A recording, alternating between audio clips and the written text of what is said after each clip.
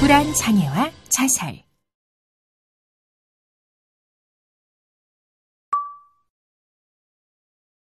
안녕하세요. 저는 소아청소년 정신과 전문의인 조인희입니다. 이번 시간에는 불안장애와 자살에 대해서 알아보겠습니다. 수업에 들어가기 전에 K 선생님의 이야기를 잠깐 살펴볼까요? 비구는 요즘 자신이 예전과 달라진 것 같아 고민입니다. 갑자기 핵전쟁이 일어나 핵폭탄이 떨어질 것 같고 시험기간 일주일 전부터는 학교에 등교하기가 죽도록 싫으며 등교한다 하더라도 30분마다 화장실에 가고 싶어집니다. 수업 중에 너무 긴장이 되어 쓰러질 것 같아 조퇴를 하기도 합니다. 너무 힘든 나머지 상담교사를 찾아가 이야기를 털어놓았습니다. K 선생님은 비군에게 정신건강의학과에 가볼 것을 권유했고 정신건강의학과에서 현재 비군이 불안장애를 겪고 있다고 이야기했습니다. 이에 상담교사 선생님은 비군에게 도움을 줄 수 있는 방법을 찾기 위해 불안장애에 관한 서적을 찾아보기로 하였습니다. 청소년기 자살행동과 관련된 정서장애 중 기존에 알려진 우울증 외에 불안장애에도 주목할 필요가 있습니다. 기존의 연구들을 살펴보면 불안 증상도 자살의 위험 요인 중 하나로 알려져 있습니다. 이번 시간에는 불안장애의 다양한 증상과 진단에 대해 알아보고 불안장애와 자살의 연관성에 대해 살펴보며 아동기에 국한된 불안장애와 성인과 동일한 불안장애에 대하여 살펴보도록 하겠습니다. 체크. 여러분의 학습 정도를 미리 점검해 보겠습니다. 문제를 잘 읽고 맞으면 O, 틀리면 X를 선택하세요. 정답입니다.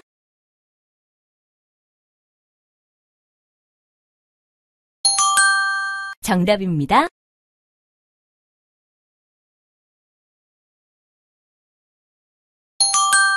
정답입니다. 이번 시간의 학습을 통해 여러분은 불안장애와 자살의 연관성, 불안장애의 발달학적 관점, 불안장애의 분류, 아동기에 국한된 불안장애, 성인과 동일한 불안장애, 새로운 진단 기준인 DSM-5에서 분리된 불안장애에 대해 살펴보겠습니다. 이를 통해 불안장애와 자살의 연관성에 대해 설명할 수 있으며 불안장애의 발달학적 관점과 분류에 대해 설명할 수 있습니다. 또한 아동기에 국한된 불안장애와 성인과 동일한 불안장애, DSM-5에서 분리된 불안장애에 대해 설명할 수 있습니다. 자, 이제 본격적인 학습을 시작하겠습니다. 1. 불안장애와 자살의 연관성. 불안장애와 자살은 어떤 연관성이 있을까요? 이에 대해 불안장애와 자살의 연관성에 대한 가설들이 있는데 가설의 내용을 같이 살펴보도록 하겠습니다. 첫째, 불안장애가 직접적으로 자살의 위험 요인이 된다는 가설입니다. 둘째, 불안장애가 직접적으로 자살과 연관된 것이 아니라 내재된 우울을 매개로 할 때 높은 상관관계가 나타난다는 가설입니다. 셋째, 다른 질환이 공존할 때 불안장애가 자살의 위험 요인이 된다는 가설입니다. 특히 기존의 우울 증상에 불안 증상이 과부하될 때 자살 시도로 이어질 위험성이 높은 것으로 알려져 왔습니다. 다른 질환이 공존할 때 불안장애가 자살의 위험 요인이 된다는 가설에 대한 연구를 살펴보면 우울증과의 관계에서 우울 증상을 배제한 다양한 연구 결과에서 불안이 직접적으로 높은 자살 사고나 자살 시도와 연관되어 있다는 결과를 보여주었습니다. 다른 공존질환의 유무에 따른 불안과 자살의 연관성은 연구마다 다소 혼재된 결과를 보이고 있습니다. 체크 포인트. 우리는 흔히 자살 위험 요인으로 우울 장애를 떠올립니다. 그러나 숫자만 따지고 보면 정신과 질환의 유병률에 있어 우울 장애보다 불안 장애가 더 많으며 불안 장애 또한 자살의 강력한 위험 요인이란 사실을 간과해서는 안 됩니다. 불안 장애는 우울 장애 등 공존 질환을 악화시켜 자살의 위험성을 높이기도 하지만 공존 질환의 영향을 배제하고 단독으로도 자살의 위험성을 높일 수 있다는 것을 앞선 여러 연구를 통해서 확인할 수 있었습니다. 2013년에 발표된 미국 위스콘신 대학교 연구팀에서 그동안 불안장애와 자살에 대한 42개의 연구를 메타 분석하였는데 이 같은 사실이 확인되었을 뿐 아니라 소아청소년에서도 불안장애가 성인과 유사하게 자살의 위험성을 높인다고 보고하였습니다. 호주의 한 연구 결과에 따르면 우울보다 불안이 오히려 자살의 위험성이 더 크다는 결과를 보여주기도 하였습니다. 핀란드의 장기 추적 연구에서 남아의 경우 8세의 품행장애와 불안과 같은 정서장애를 함께 동반한 경우에 24세까지 추적 관찰한 결과 심각한 자살 시도나 자살의 가장 강력한 예측 인자로 나타났습니다. 8세의 우울 증상 단독은 이후의 자살 시도나 자살을 예측하지 못하였습니다. 또 다른 전향적 코호트 조사 연구에서도 불안 증상과 파괴적 행동 문제를 동반한 여자아이에서 또래보다 이후 청소년기와 성인기의 자살 시도와 밀접한 연관이 있는 것으로 나타났습니다. 이런 연구 결과들을 종합해보면 청소년기 자살 행동과 관련된 정서장애 중 기존에 알려진 우울증 외에도 불안장애에 주목할 필요가 있음을 시사하고 있습니다. 2. 불안장애의 발달학적 관점. 불안과 공포는 원래 외부의 위험이나 위기 상황으로부터 자신을 보호하고 위험을 피하게 하는 자기 방어적 생존 수단으로 인간에게 내장된 기능 중 하나입니다. 이러한 불안이나 공포가 과도해져 실제 일상생활의 기능을 저하시키거나 적응을 어렵게 할 때 불안장애로 진단하고 치료의 대상이 됩니다. 정상적으로 발달 단계에 따라 다른 불안과 공포가 나타납니다. 대개 아동의 공포 불안은 발달선상의 어느 시점에서 일과성으로 나타났다가 사라지므로 증상이 나타나는 연령, 일상생활의 제한 정도에 따라 정상이냐 장애이냐를 판단해야 합니다. 불안과 공포의 정상적인 발달학적 변화를 보면 6개월에서 8개월 때는 특정한 사람과 애착이 형성되는 단계에서 낯선 사람에 대한 불안을 가지게 되고 걸음마기에는 애착이 완성되고 이동 능력을 갖게 되면서 애착 대상과 떨어질 때 분리불안을 가지게 됩니다. 취약전 아동에게는 동물, 어두움, 상상 속의 존재, 꿈에 대한 불안이 나타나며 학령기 아동은 학교, 신체 손상, 죽음과 관련된 불안을 가지고 있습니다. 청소년기에는 수행불안, 또래 관계와 관련된 사회적 불안을 느끼게 됩니다. 러터는 공포증 호발 연령을 다음과 같이 보았는데요. 5세경의 아동에게는 동물, 벌레, 곤충으로부터 공포증이 발생한다고 보았고 8에서 12세의 아동에게는 학교로부터 공포증이 발생한다고 보았습니다. 또한 청소년기에는 사회공포증과 광장공포증이 발생한다고 보았습니다. 아동 청소년기 불안장애와 성인의 불안장애는 다를까요? 여러분은 어떻게 생각하시나요? 우울증과는 다르게 불안장애의 경우 두 시기에 나타나는 불안장애가 다르다고 보는 견해가 지배적입니다. 그 근거는 첫째, 아동과 성인 간 불안장애가 비연속적이라는 것입니다. 그 이유는 특정 시기에 불안을 보이는 아동 대부분이 정상으로 성장하였고 성인의 불안장애 환자 대부분이 아동기에 의미 있는 정신병리가 없었다는 것을 근거로 들고 있습니다. 둘째, 소아 불안장애의 대부분은 성인과는 달리 병적 불안이라기보다는 정상 불안의 과장된 표현이라는 견해입니다. 셋째, 아동기 불안장애의 정신기제가 성인과는 다르다는 견해입니다. 넷째, 아동기 불안장애는 세부 진단명 간의 구분이 명확치 않고 공존하는 경우가 많다는 견해입니다. 다음은 정신과의 진단 분류 체계 내에서는 불안장애를 어떻게 분류하고 있는지 살펴보겠습니다. 정신과에서 사용하는 진단 분류는 WHO에 의해 만들어진 ICD라는 진단체계와 미국 정신의학회에서 만드는 DSM이라는 진단체계를 혼용해서 사용하고 있습니다. ICD-10 버전에서는 아동의 특이성을 반영하여 소아에 국한된 감정장애라는 분류를 사용하여 대부분의 불안장애를 성인과 구분하고 있습니다. DSM-4에서는 불안장애가 아니라 아동 청소년기의 기타 장애로 분리불안장애, 선택적 항구증을 따로 분류하고 있습니다.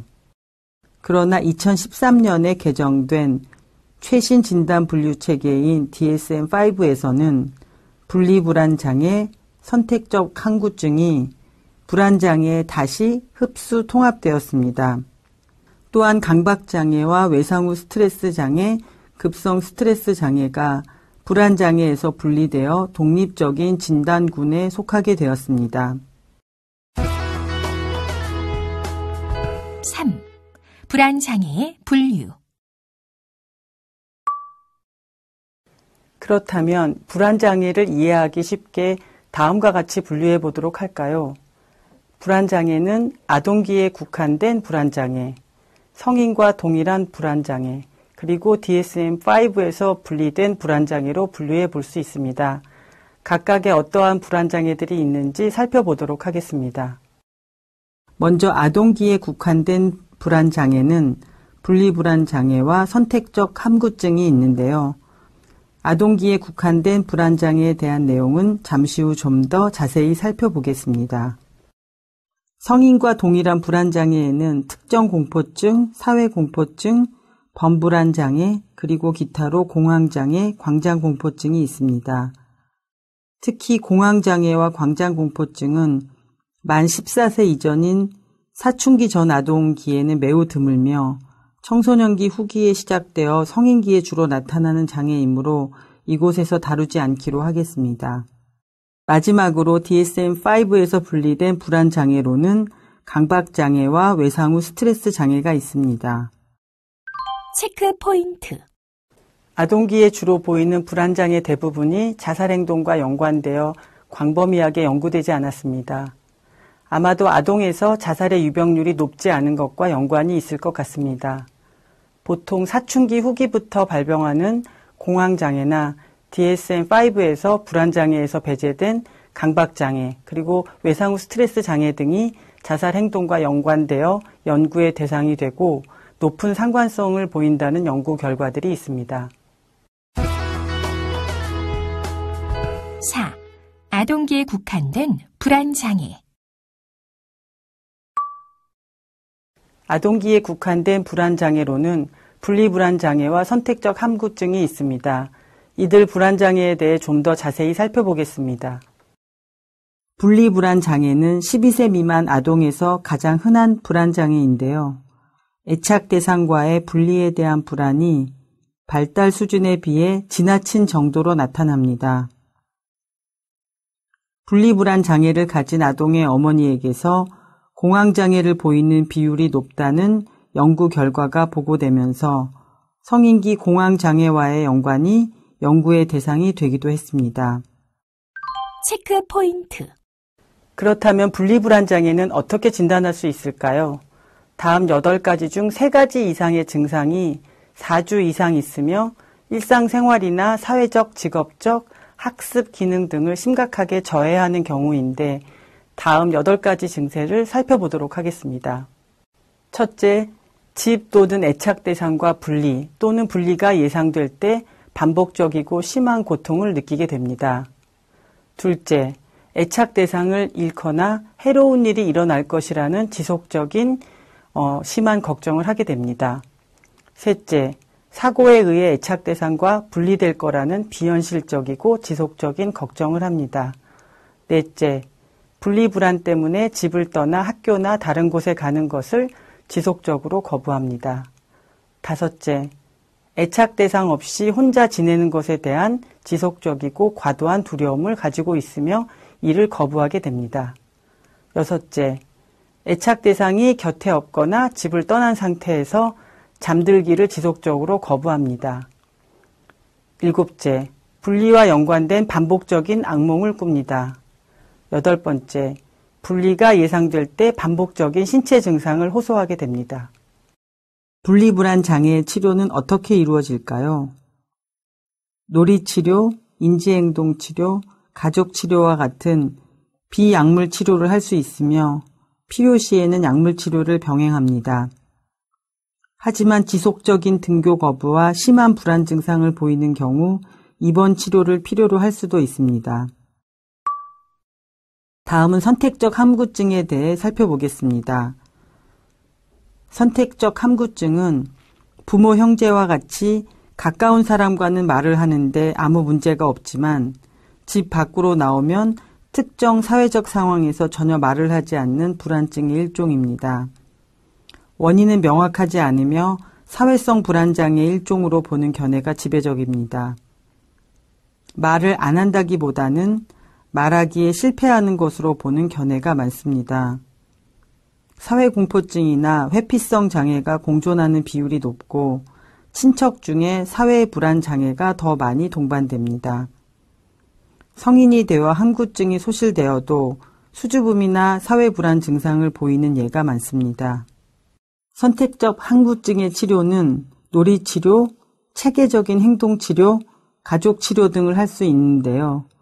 비약물적 치료 단독보다는 약물 치료를 병행하는 것이 효과가 빠릅니다.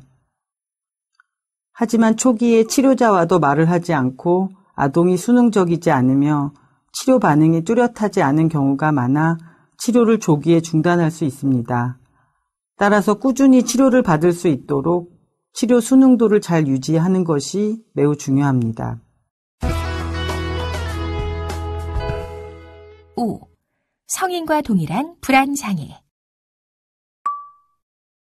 아동기에만 나타나는 불안장애를 잘 살펴보셨습니까? 하지만 아동기에도 성인과 유사한 불안장애가 나타날 수 있습니다. 성인과 동일한 불안장애로는 특정 공포증, 사회불안장애, 범불안장애가 있습니다. 각각을 자세히 살펴보도록 하겠습니다. 특정 공포증은 특정 대상이나 상황에 대한 극심한 불안, 공포를 보이는 것을 말하는데요.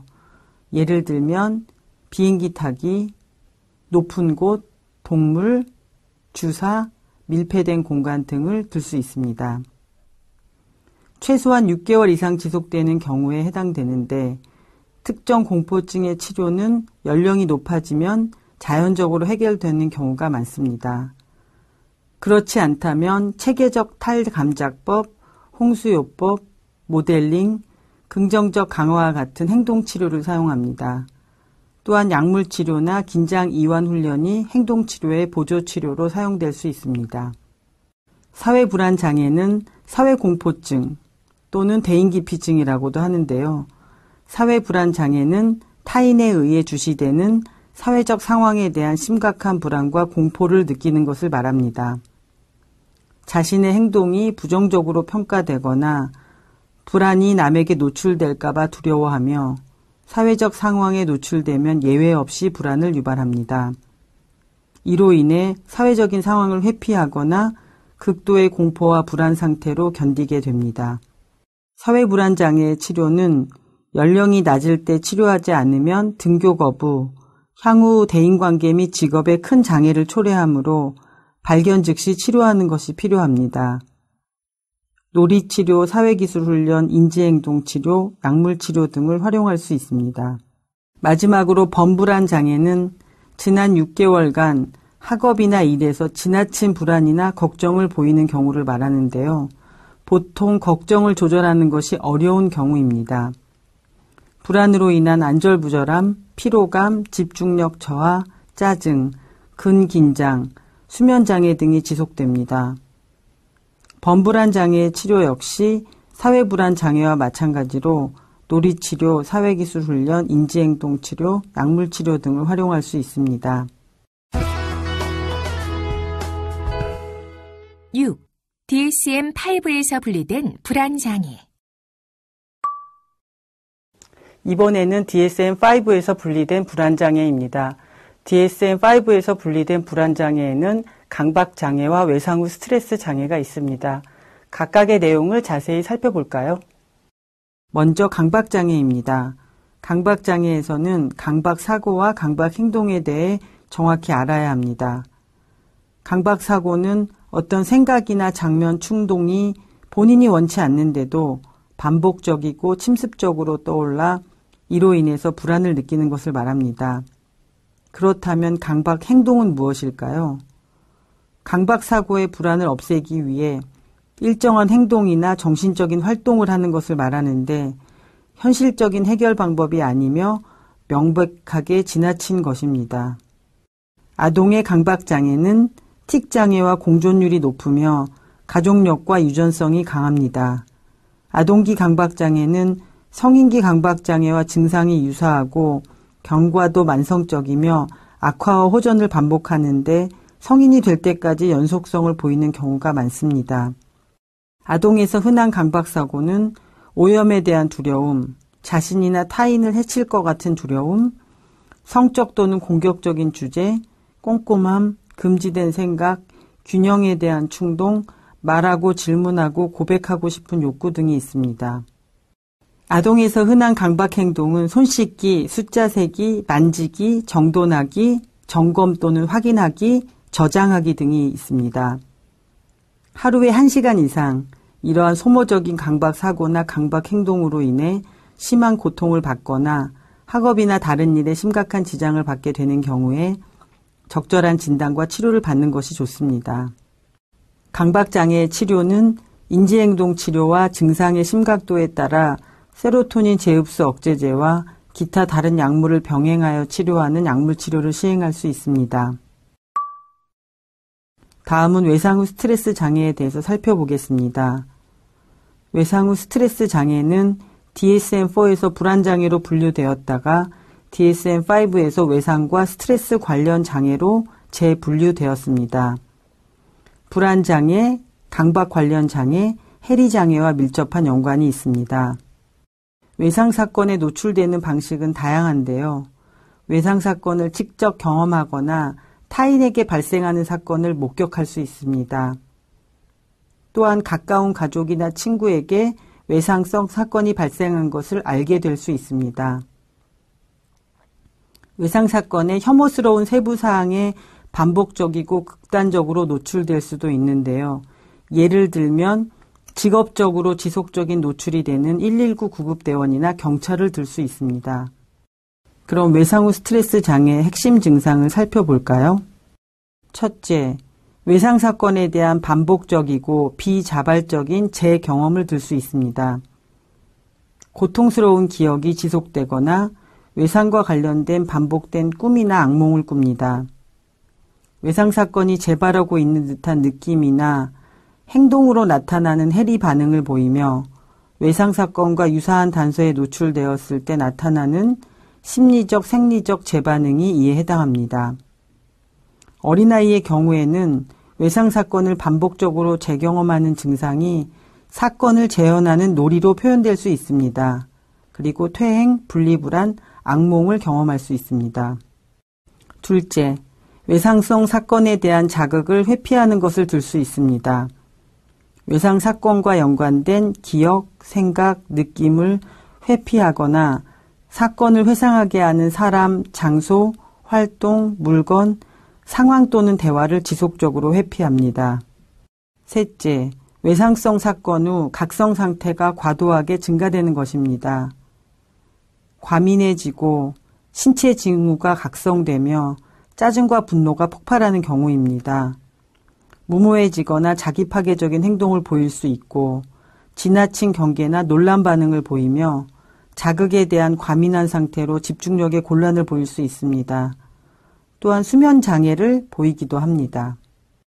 넷째, 외상 사건과 연관된 인지 또는 기분이 부정적으로 변화하는 것입니다. DSM-5에서 새로 추가된 증상으로 외상 사건의 중요 부분을 기억하지 못하며 자신, 타인, 세상에 대한 지속적이고 과장된 부정적인 신념을 갖게 됩니다. 예를 들면 나는 나쁘다, 아무것도 믿을 수 없다, 세상은 너무 위험하다, 나는 영구적으로 손상됐다 등의 신념을 갖게 되는 것입니다. 또한 외상사건의 원인이나 결과에 대해 자신이나 타인을 비난하게 만드는 인지적 왜곡이 생깁니다. 두려움, 공포, 분노, 죄책감, 수치심과 같은 부정적 감정 상태가 지속됩니다. 중요한 활동에 흥미나 참여가 매우 저하되며 타인에게서 소원해지거나 분리되는 느낌을 받습니다. 긍정적인 감정을 경험할 수 없는 상태가 지속됩니다. 외상 후 스트레스 장애 치료는 외상중심 인지행동치료, 정신역동 정신치료, 집단치료, 가족치료, EMDR, 약물치료를 시행할 수 있습니다. 외상중심 인지행동치료는 외상중심 정신치료 중 효과가 가장 많이 검증된 치료 방법인데요. 교육, 이완훈련, 감정조절훈련, 인지처리 등 외상성 스트레스를 관리하는 기술을 교육함으로써 외상으로 인한 재경험, 회피, 과각성 증상에 대해 대상자 자신의 반응을 스스로 통제하고 극복할 수 있도록 돕는 치료법입니다. 집단치료는 동일한 충격적 사건에 노출된 대상으로 구성된 특정 집단을 대상으로 시행하면 효과적입니다. 가족치료는 외상 후 안정된 부모-자녀 관계를 유지할 수 있도록 돕는 치료법인데요. 외상 후 아동 청소년이 보이는 증상에 대해 부모나 가족이 대처하는 방법을 교육받고 부모도 피해자일 경우 자녀와 함께 치료받는 것이 좋습니다. EMDR, 즉 안구운동 민감소실 및 재처리 방법은 대상자에게 괴로운 외상 기억을 떠올리게 하고 이것에 집중한 상태에서 좌우로 움직이는 치료자의 손끝을 보며 안구를 빠르게 좌우로 움직이도록 하는 치료법입니다. 이 과정은 대상자로부터 고통스러운 기억을 대면하게 하고 기억에 대한 감정 반응을 처리하는 것을 돕는 데 효과적입니다. 약물치료는 증상의 심각도에 따라 비약물적 요법을 먼저 시행하기도 하고 불안 증상이 심각한 경우 초기부터 같이 병행하기도 하는데 이 경우 비약물적 치료에 순응할 수 있도록 돕는 역할을 하기도 합니다. 외상 사건을 경험한 아동 청소년은 급성 스트레스 반응, 만성 스트레스 반응, 적응장애, 불안 및 공포장애, 우울 및 기분장애, 물질 남용장애, 품행장애 등 다양한 정신병리를 보일 수 있습니다. 따라서 기존에 가지고 있던 정신병리와 더불어 외상의 효과와 반응을 잘 관찰하여 치료하는 것이 필요합니다. 특히 아동기 지속적인 성적 학대의 트라우마는 청소년기, 성인기의 자살행동 및 정신병리와 밀접한 연관을 보이고 있습니다. 지금까지 살펴본 내용을 퀴즈를 통해 확인해 보겠습니다. 문제는 모두 세 문항이 제시되며 기회는 2번씩 제공됩니다. 그럼 시작해 볼까요?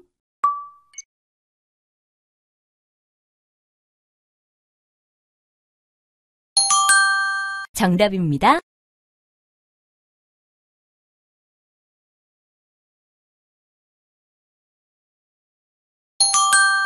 정답입니다.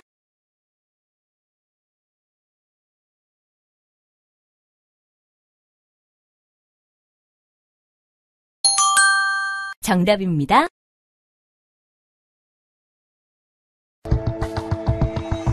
오늘 학습한 내용을 살펴보면서 주요 개념들을 다시 한번 정리해 보세요.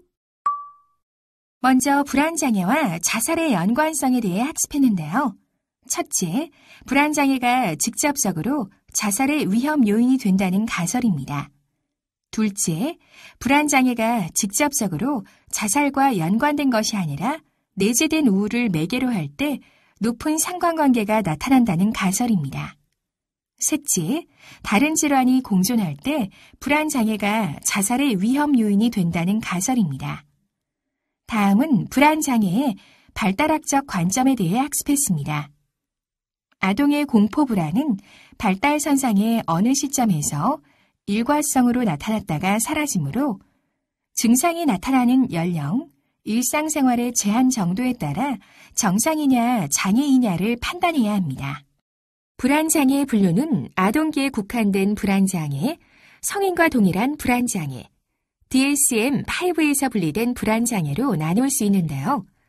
아동기에 국한된 불안장애에는 분리불안장애와 선택적 함구증이 있습니다. 분리불안장애는 애착 대상과의 분리에 대한 불안이 발달 수준에 비해 지나친 정도로 나타나는 것이고, 선택적 함구증은 부모, 형제와 같이 가까운 사람과는 말을 하는데 아무 문제가 없지만 집 밖으로 나오면 특정 사회적 상황에서 전혀 말을 하지 않은 불안증의 일종입니다. 성인과 동일한 불안장애 중 특정 공포증은 특정 대상이나 상황에 대한 극심한 불안, 공포를 보이는 것입니다. 사회공포증은 타인에 의해 주시되는 사회적 상황에 대한 심각한 불안, 공포를 느끼는 것입니다. 범불안장애는 지난 6개월간 학업이나 일에서 지나친 불안, 걱정을 보이는 것입니다. 그 외에도 공황장애나 광장공포증이 있습니다. DSM-5에서 분리된 불안장애로서 강박장애와 외상후 스트레스 장애에 대해 살펴보았습니다. 강박장애의 강박사고는 어떤 생각이나 장면, 충동이 본인이 원치 않은데도 반복적이고 침습적으로 떠올라 이로 인해 불안을 느끼는 것을 말하며, 강박행동은 그 불안을 없애기 위해 일정한 행동이나 정신적 활동을 하는 것으로 현실적인 해결 방법이 아니며 명백하게 지나친 것입니다. 외상후 스트레스 장애의 증상을 보면 외상 사건에 대한 반복적이고 비자발적인 재경험, 외상성 사건에 대한 자극을 회피, 외상성 사건 후 나타나는 각성 상태의 증가, 외상 사건과 연관된 인지 또는 기분의 부정적 변화를 들 수 있습니다.